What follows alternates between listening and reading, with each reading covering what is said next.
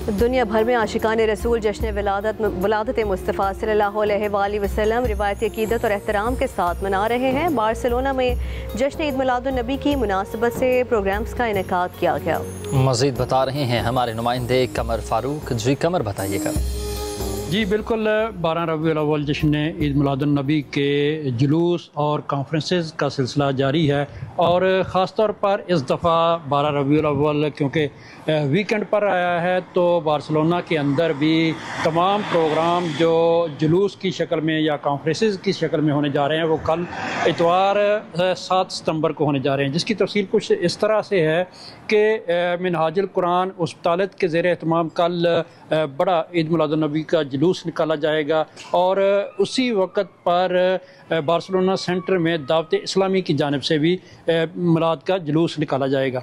मिलाद conference जो है वो फातिमिया फाउंडेशन अहले तशी के बारगाह में होगी। इसके अलावा और भी मुख्तलिफ कॉन्फ्रेंसेस रखी गई हैं जो कल 7 सितंबर को बार्सिलोना में होंगी। कमर फारूक, बार्सिलोना, स्पेन।